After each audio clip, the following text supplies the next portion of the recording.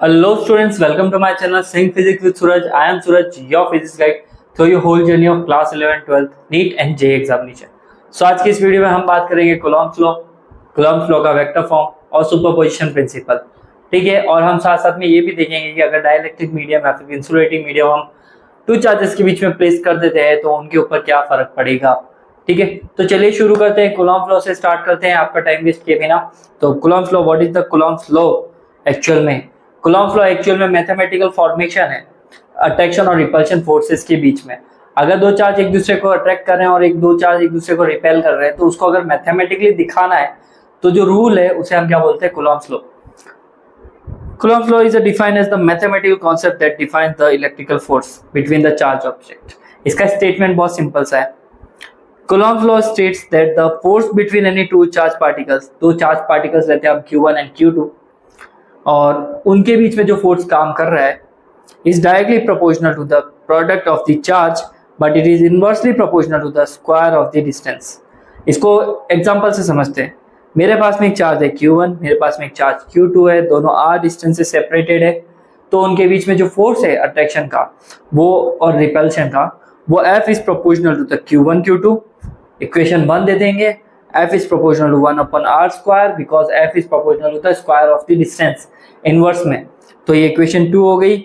यहाँ पे इक्वेशन 1 और 2 को अगर हम कंबाइन करें तो हमें मिलेगा F K Q1 Q2 upon r square, और K हमारा प्रोपोर्शनलिटी कांस्टेंट है जिसको हम प्रोपोर्शनल का साइन हटाते समय लगा देते हैं। ठीक है, ये ध्यान रखना कि Coulomb's law acts along the line that connects the two charges that regard to be point charges. Coulomb's law उन्हीं फोर्स पे काम करेगा, कूलॉम्स लॉ वहीं उसी लाइन पे काम करेगा जहां पे वो दोनों चार्जेस एक दूसरे से डिस्टेंस पे अपार्ट है, उस लाइन के अलोंग ही कूलॉम फोर्स काम करेगा। यहाँ पे r डिस्टेंस है तो इनके सेंटर पॉइंट के अलोंग ही ये ना कूलॉम फोर्स क्या करेगा? काम करेगा। ठीक है, यहाँ पे जो हमारा प्रोपोर्शनलिटी कांस्टेंट लगा के इसकी वैल्यू होती है 1/4 पाई एप्सिलॉन नॉट। क्या होती है? 1/4 पाई एप्सिलॉन नॉट, ये 1/4 पाई एप्सिलॉन नॉट। अब इसकी वैल्यू होती है 9 × 10⁹ newton metre square upon coulomb square, और ये एक फिक्स वैल्यू है। यहाँ पर अब बच्चे पूछेंगे what is the epsilon not? Epsilon not यहाँ पर हमारा परमिटिविटी ऑफ फ्री स्पेस है। बताऊंगा क्या होता है। K एक प्रोपोर्शनल कांस्टेंट होता है, K की वैल्यू 1 होती है सीजीएस सिस्टम में फॉर द एयर। ठीक है, सीजीएस सिस्टम में K की वैल्यू क्या आती है? 1 हवा में। लेकिन K की वैल्यू जो होती है 9 × 10⁹ होती है, हवा में ही होती है, लेकिन MKS सिस्टम में होती है, मतलब मीटर में किलोग्राम और सेकंड की बात कर रहे हैं। तो MKS में आपको ये यूज करनी है, सीजीएस में K की वैल्यू को 1 यूज करना है, राइट। और एप्सिलॉन हमारा पास होता है permittivity of a free space. ये क्या होती है? इसकी वैल्यू क्या होती है? 8.85 × 10⁻⁻12 coulomb square upon newton metre square, और ये भी हमारे इसकी एक और यूनिट होती है फैराडे पर मीटर। ठीक है, लेकिन एक्चुअल में है क्या चीज? ये बार बार एप्सिलॉन नॉट बोला, है क्या एक्चुअल में? तो ये permittivity is a measurement of a medium resistance to producing an electric field. कितना रेजिस्टेंस क्रिएट हो रहा है वहां पे? अगर रेजिस्टेंस ज्यादा क्रिएट होगा तो ये इलेक्ट्रिक फील्ड को उसमें से पास होने नहीं देगा, कम रेजिस्टेंस क्रिएट होता है तो उसमें से इलेक्ट्रिक फील्ड पास हो पाएगा। तो इन द सेंस ये वो प्रॉपर्टी है जो इलेक्ट्रिक फील्ड को पास होने और नहीं होने देने के, मतलब कि पास भी होने दे रहा है, नहीं भी होने दे रहा है। अगर इसकी वैल्यू अगर कम हुई, परमिटिविटी ऑफ मेजरमेंट की वैल्यू कम हुई, तो ये क्या करेगा? रेजिस्टेंस जो है हमारे पास में इलेक्ट्रिक फील्ड को अपने अंदर से पास होने देगा। लेकिन परमिटिविटी ऑफ फ्री स्पेस में रेजिस्टेंस की वैल्यू ज्यादा हुई तो इलेक्ट्रिक फील्ड को अपने में से पास होने नहीं देगा। ठीक है जी, और ये मीडियम के लिए भी हो सकती है जिसको हम है ना एप्सिलॉन से डिनोट करते हैं। ठीक है, मैं यहाँ पे समझा देता हूँ कि एप्सिलॉन के साथ में इसका क्या रिलेशनशिप है। ठीक है, देखो परमिटिविटी जो है ई नॉट से डिनोट करोगे तो ये एयर के लिए बात आ जाएगी, ई से डिनोट करोगे तो ये किसी मीडियम की बात आ जाएगी। ठीक है, इसकी वैल्यू तो होती है 8.85 × 10⁻12 newton metre square upon coulomb square, लेकिन इसकी वैल्यू क्या होती है? न्यूमेरिकल में गिवन होती है। नाउ मीडियम वाले और एयर वाले का अगर रेशियो निकाले तो वो मिलता है हमें रिलेटिव परमिटिविटी। ठीक है, रिलेटिव परमिटिविटी। तो आप चाहे तो आप क्या कर सकते हैं? इस रिलेशन का भी यूज कर सकते हैं। वैसे इस रिलेटिव परमिटिविटी को डाइलेक्ट्रिक कांस्टेंट भी बोलते हैं, डाइलेक्ट्रिक कांस्टेंट, ये भी इसको बोला जाता है। ठीक है, तो ये हमारा रिलेटिव परमिटिविटी हो गई। अब ये रिलेशन दिमाग में रखना है, एक तो इसकी वैल्यू ध्यान में रखनी है, के की वैल्यू ध्यान में रखनी है। ठीक है, ये रिलेशन लिख देना कहीं पे, बहुत ही इंपॉर्टेंट है। मीडियम की परमिटिविटी डिवाइडेड बाय स्पेस की permittivity which gives the relative permittivity. ठीक है, चलो अब आती है आपके पास में बात 1 कूलम की। What is the 1 coulomb? ठीक है, तो हमारा जो 1 कूलम है ये हो जाएगा यहाँ से कि 1 कूलम की डेफिनेशन क्या है। ठीक है, तो अगर चार्जेस है ना सेपरेटेड बाय 1 मीटर डिस्टेंस है और उन चार्जेस की वैल्यू क्या इक्वल है, इसका मतलब Q1 equals to Q2 equals to Q है और R हमारे पास में 1 मीटर डिस्टेंस दे रखी है। ठीक है, तो उस कंडीशन में और उनके बीच में फोर्स कितना है, 9 इंटू 10⁹ न्यूटन। अगर ये फोर्स एप्लीकेबल है तो उस कंडीशन में हम सारी वैल्यूज को कूलम्ब्स लॉ में अप्लाई कर देते हैं। F की जगह पे डाल दो आप 9 इंटू 10⁹, K की जगह पे तो जो उसकी वैल्यू है वो तो डालनी है 9 इंटू 10⁹, Q और Q डाल दिया और हमने डिस्टेंस डाल दी है। तो यहाँ से ये टर्म तो पूरी कैंसिल आउट, तो ये Q स्क्वायर किसके बराबर आएगा, 1 के, तो Q की वैल्यू क्या आएगी, Q की वैल्यू आएगी +-1 कूलम। तो this is how we get the 1 coulomb definition. ठीक है, इस चार्ज की वैल्यू मैग्नीट्यूड की 1 कूलम होगी। डन, इजी, समझ में आया? चलो आगे बढ़ते हैं। इसका है हमारे पास में अब वेक्टर फॉर्मेशन, कि वेक्टर फॉर्मेशन क्या होता है। ठीक है, तो वेक्टर फॉर्मेशन इसलिए दिखाना इंपॉर्टेंट है क्योंकि कूलम्ब ने जो लॉ दिया है वो फोर्स से रिलेटेड है एंड वी नो दैट कि फोर्स एक वेक्टर क्वांटिटी है। अब वेक्टर क्वांटिटी है, इस वजह से हमें क्या करना पड़ेगा, उसके डायरेक्शन दिखाने पड़ेंगे। अब जब डायरेक्शन दिखाने ही पड़ेंगे तो हमको इसको वेक्टर फॉर्मेशन में तो लिखना ही पड़ेगा ना भैया, बात समझ में आ रही है? तो डायरेक्शन दिखाने के लिए vector formation, force is a vector quantity, it means that the force between two charge should also be represented a vector. ठीक है, ये मेरे पास में एक चार्ज है Q2, एक चार्ज है Q1 और ये पॉइंट से है ना इसकी डिस्टेंस R2 है, इसकी डिस्टेंस क्या है, R1 है। ठीक है, अब यहाँ पे लिखा हुआ देखो Q2 जो है हमारे पास में और Q1 जो है, फर्स्ट कंडीशन में ये यहाँ पे क्या करें, सेम है, तो ये क्या करेंगे, रिपेल करेंगे। बात समझ में आई? सेम चार्जेस है ना ये वाला और ये वाला, तो ये एक दूसरे को क्या करना चाहिए, रिपेल करने चाहिए। ठीक है, रिपेल कर रहे हैं। अब यहाँ पे हम 2 कंडीशन लेते हैं और इस कंडीशन के अकॉर्डिंग हम वहां पे वेक्टर्स का रूल निकालेंगे। ठीक है, तो सबसे पहले जो हमारे पास में है अट्रैक्शन वाला। ठीक है, तो यहाँ पे देखो इसके ऊपर जो फोर्स लग रहा है तो इसको क्या लिखेंगे, फोर्स ऑन 1 ड्यू टू 2। क्या लिखेंगे, फोर्स ऑन 1 ड्यू टू 2। और इसी तरह से इसके ऊपर जो भी फोर्स लगा है उसको क्या बोलेंगे, फोर्स ऑन 2 ड्यू टू 1। चाहे अट्रैक्शन हो या रिपल्शन हो, बोलने का तरीका यही रहेगा।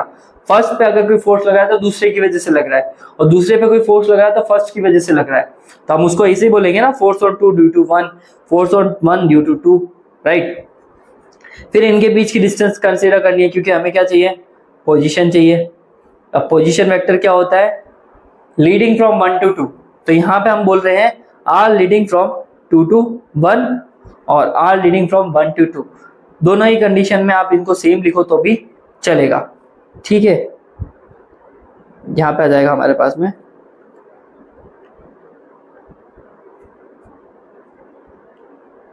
ठीक है, एक सेकेंड,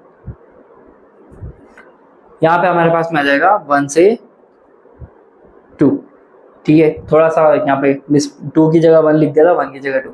तो अब क्या करेंगे हम, लीडिंग टू 1 to 2 और यहाँ पे लीडिंग टू 2 to 1 आएगा हमारे पास में, दोनों ही कंडीशन में लिखो। तो ये थोड़ा वो मैंने यहाँ पे लिख रखा है, थोड़ी सी नॉलेज लिख रखी है इन सब के बारे में कि कौन सा क्या है। R21 1 2 सीधा सा है, मैं समझा देता हूँ ना, force on 1 due to 2, force on 2 due to 1 और उसी तरह से ये भी हो गया हमारे पास में।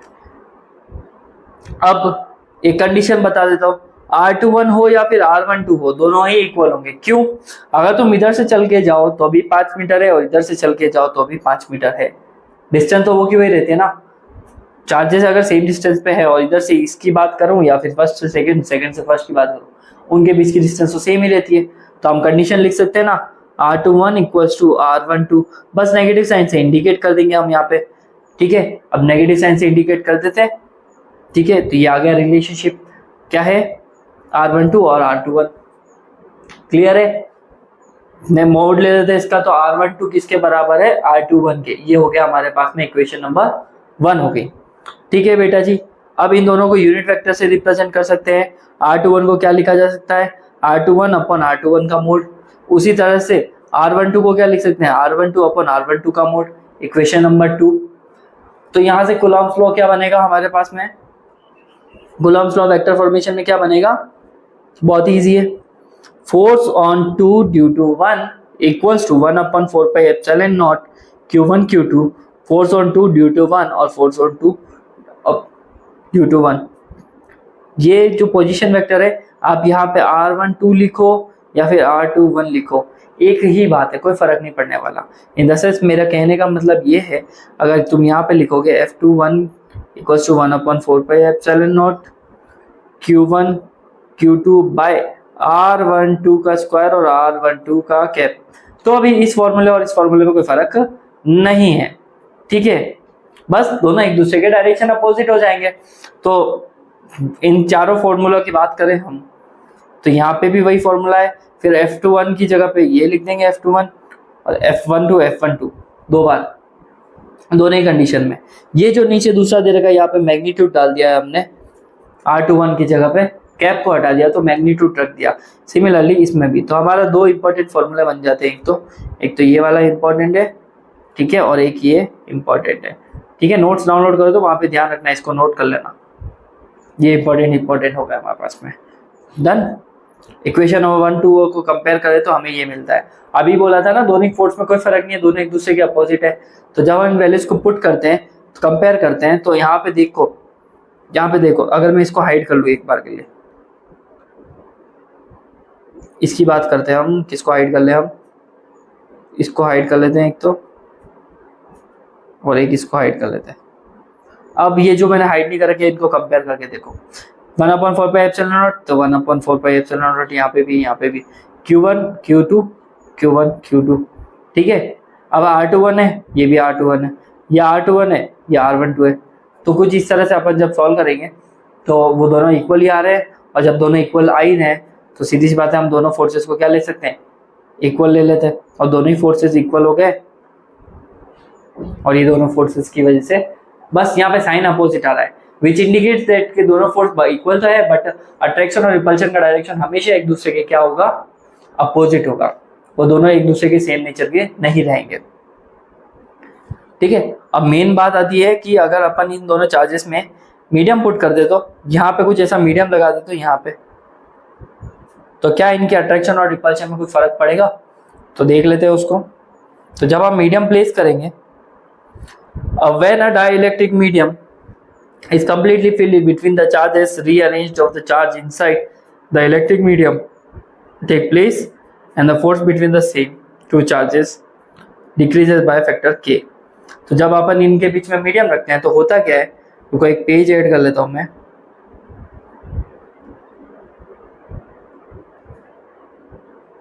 Add a page. तो हम अगर बात करें तो F का फॉर्मूला क्या हो जाएगा, 1/4π एप्सिलॉन नॉट की जगह आ जाएगा एप्सिलॉन, क्योंकि वहां पे मीडियम प्लेस कर दिया है, Q1 Q2 upon R square, ठीक है। अब मीडियम प्लेस कर दिया, मैंने रिलेशन बताया था, ER की वैल्यू होती है E अपॉन E नॉट, तो E की वैल्यू क्या हो जाएगी, E अपॉन क्या हो जाएगी, सॉरी E की वैल्यू क्या हो जाएगी, ER into E naught, cross multiply कर दिया यहाँ से, वैल्यू रख दो, F is equal to 1/4π ER E naught Q1 Q2 upon R square. तो देखो यहाँ पे, अगर मैं इसको ऐसे अगर बाहर निकाल दूँ, मैं यहाँ पे 1/ER into 1/4π epsilon naught Q1 Q2 upon R square, जो पहले वाला फोर्स ही है, तो मैं यहाँ पे लिख सकता हूँ ER into F।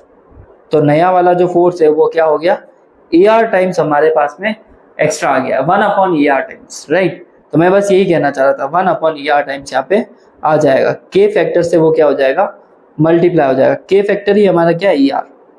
Relative permittivity को है ना अपन ई आर को है ना ई के से भी रिप्रेजेंट कर सकते हैं, तो वो डिवाइड हो जाएगा, डिक्रीज हो जाएगा, किससे, के फैक्टर से डिक्रीज हो जाएगा। और जब पार्शियली फिल्ड कर रखा हो तो ये होगा, जिसके क्वेश्चन ना तो नीट में पूछते मोस्टली और ना ही अपने जेई में पूछते हैं, सीबीएसई में तो सवाल ही नहीं बनता है। बट जिस अकॉर्डिंग पैटर्न चल रहा है उस अकॉर्डिंग सीबीएसई का कोई पता नहीं, तो ध्यान रखना कि जब हमने मीडियम पार्शियली फिल्ड हो तो R minus T plus T root के का होल स्क्वायर ये आ जाएगा। ऐसा क्यों? क्योंकि इसका एक डेरिवेशन, और यहाँ पे टी है ना जो अपना मीडियम है उसकी थिकनेस है, आर डिस्टेंस है, और बस चार्जेस है। तो ये वाला याद करो, not so important but this one is important, के मीडियम रख दिया जाए तो, ठीक है, जो के मीडियम उसमें प्लेस करे तो। अच्छा, मैंने अभी पिछली क्लास की वीडियो में बताया था कि चार्जेस को हम एडिटिव कर सकते हैं, मतलब चार्जेस सीधे जोड़े जा सकते हैं। वैसे ही हमारा जो फोर्स होता है वो भी है ना एक इंडिविजुअल चार्ज के ऊपर लग रहा है, तो हम सभी फोर्सेस को जोड़ सकते हैं। इसको हम प्रिंसिपल ऑफ सुपरपोजिशन बोलते हैं। कैसे? अगर मेरे पास में एक सिस्टम ऑफ चार्जेस है, वहां पे एक चार्ज रखा हुआ है क्यू, ठीक है, सिस्टम ऑफ चार्जेस है, मैंने क्या रखा है वहां पे क्यू, ये रखा हुआ है, इसके ऊपर पूरा एक सिस्टम रखा हुआ है, आसपास में बहुत सारे चार्जेस है, Q1, Q2, Q3, Q4, Qn, ऐसे बहुत सारे चार्जेस है। तो इन सब की पोजीशन वेक्टर्स भी दे रखी है, R1, R2, R3 and so on, इतने सारे। तो ये जो हमारा टेस्ट चार्ज है Q0, इस Q0 पे इसकी वजह से भी फोर्स लगेगा, इसकी वजह से भी फोर्स लगेगा, इसकी वजह से भी फोर्स लगेगा, इसकी वजह से भी फोर्स लगेगा, इसकी वजह से भी क्या लगेगा, फोर्स लगेगा। इतने सारे फोर्सेस जो है, अब सबका इंडिविजुअल निकालो, फिर उसके बाद में एक एक करके ऐड करो, थोड़ा हेक्टिक हो जाएगा। तो प्रिंसिपल ऑफ सुपरपोजिशन क्या कहता है कि the total force acting on a given charge, दिए हुए चार्ज के ऊपर जो भी टोटल फोर्स है, due to the number of charges is the vector sum of individual forces, वो वेक्टर सम होता है इंडिविजुअल फोर्सेस का, on that charge due to the all charges. तो उन सबको वेक्टर सम में जोड़ सकते हो। अब चार्ज के केस में तो हमने स्केलर टाइप से जोड़ दिया था एल्जेब्रिकली, लेकिन यहाँ पे हमें वेक्टर के थ्रू उनको जोड़ना पड़ेगा, ठीक है। तो देखो यहाँ पे क्या हो रहा है, consider the N number of charges रखे हुए हैं और उन सब की वजह से इस क्यू के ऊपर फोर्स लग रहा है, सबकी पोजीशन डिस्टेंस क्या है, R1, R2, R3। तो according to the principle of superposition हम कह सकते हैं कि F नेट जो है F1, F2 dash dash dash Fn के सब के इक्वल होगा, ठीक है। फिर तुम वहां पे क्या रखोगे, कूलम्ब के अकॉर्डिंग फॉर्मूला रखोगे, 1/4πε0 Q1, Q2, Q1 और Q। अभी अगर हमने इसको Q ले रखा है तो Q ही रहेगा, Q1 Q अपन R1 का स्क्वायर, फिर आ जाएगा K, Q1 Q2 Q, फिर Q3 Q और Q4 Q, ऐसे करते करते Qn Q, ठीक है, Qn Q आ जाएगा। तो बस ये समेशन हो जाएगा, F net is equal to 1/4πε0। फिर समेशन का साइन लग जाएगा, I अगर 1 है, कहां से कहां तक जा रहा है हमारा चार्ज, 1 से लेकर n तक जा रहा है, तो ये हमारे पास में आ गया समेशन का sign. That's how the superposition work. एक का नहीं निकाल के, इंडिविजुअल नहीं निकाल के, सीधा फॉर्मूला पुट कर देंगे। चार्जेस के नंबर कितने हैं, 5 चार्जेस, तो 5 Q5 तक आ जाएगा, और उसके बाद में क्या हो जाएगा, Q आ जाएगा, और हमें क्या मिल जाएगा, फॉर्मूला मिल जाएगा, ठीक है। तो इस तरह से हम बात करते हैं सुपरपोजिशन प्रिंसिपल की। तो आई होप आपको इस वीडियो में सब कुछ समझ में आया होगा, और वीडियो यहाँ तक देखी है तो मेरे चैनल को सब्सक्राइब कीजिए, वीडियो को लाइक कीजिए, और उन दोस्तों के साथ जरूर शेयर कीजिए जिसे इसकी नीड है। कमेंट सेक्शन में जाके पूछिए क्या डाउट है, मैंने अगर कुछ गलत बता दिया तो मुझे बताइए, so that we can make channel more better, और अंडरस्टैंडिंग हो सके ना, एक कम्युनिकेशन होता है कमेंट्स के थ्रू, तो उससे पता पड़ता है कि आपके लिए और क्या क्या कंटेंट लेके आए। तो आप मुझे सजेस्ट कीजिए आपके लिए क्या क्या लेके आऊँ मैं, ताकि और भी कंटेंट बनाया जा सके, ठीक है। और ये डिजिटल कलरफुल नोट्स डाउनलोड करने हैं तो टेलीग्राम चैनल का लिंक तुम्हें डिस्क्रिप्शन में मिल जाएगा। अगर नहीं है, लिंक मिल नहीं रहा है किसी को, तो फिर एक काम करिएगा, वीडियो को स्क्रीनशॉट लीजिए, ये QR कोड को स्कैन कीजिए और चैनल का लिंक सीधा आ जाएगा। और आप सपोर्ट भी कर सकते हैं हमारी जर्नी में, और हम आपके साथ में बने हो रहेंगे जब तक आपका IIT JEE नीट और CBSE क्रैक न हो जाए, ठीक है। और RBSE वाले बच्चे भी जो आसन बोर्ड में पढ़ रहे हैं उनके लिए भी सेम टू सेम कंसेप्ट है, और जहाँ पे मुझे लगेगा RBSE के लिए अलग से सीरीज लाने की जरूरत है, मैं उनके लिए भी अलग से लेके आऊँगा, ठीक है। तब तक के लिए बाय बाय, टेक केयर।